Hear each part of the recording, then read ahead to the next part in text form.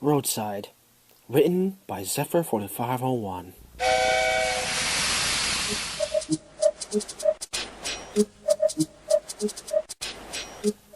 The Arlesdale Railway had been given a special task. A new warehouse siding was being laid on the Little Western, and obviously they needed ballast. Rather than going through the effort of bringing it back to the chute at Arlesborough Junction, temporary track was laid along the road through the small town to where the warehouse was being built. The miniature engines would bring their hopper wagons alongside, and men would shovel it out and onto the ground. The whole exchange was finished within minutes.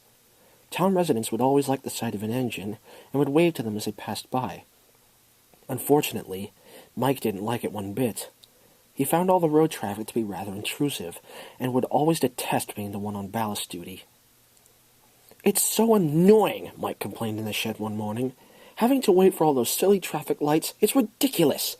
I get delayed, and for no reason." "Well, you wouldn't want to be run over now, would you?" asked Rex. He and Bert chuckled. Then, the small controller arrived to give the engines their jobs. "I'll need one of you to take the first load of ballast to the construction site. Frank has already brought it down from the mine," he said. Mike looked away, as he hoped it wouldn't be him. "Mike, you'll be in charge of that," said the small controller. Rex, Bert, and Jock sniggered quietly. "Why can't Jock do it?" asked Mike, scowling. "He's stronger than me." "Really useful engines don't argue," the small controller said, and left. Mike angrily coupled on and made his way to the small village.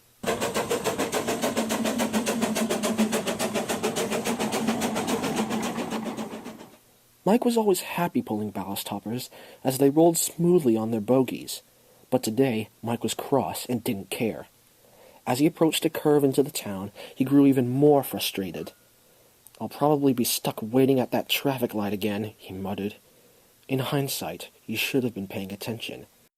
The points were set for a siding and not the main line.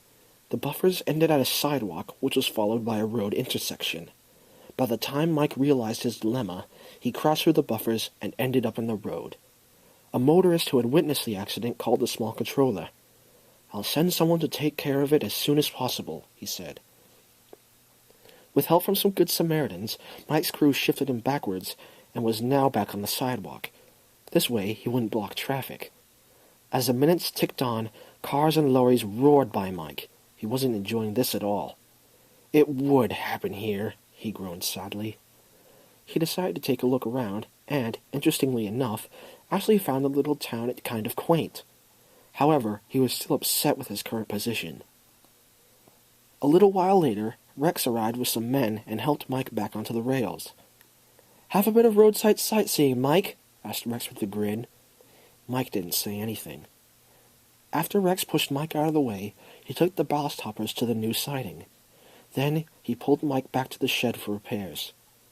"I'll be glad when that dumb siding is finished," Mike snorted. Rex could only smile. "You never change, Mike," he laughed.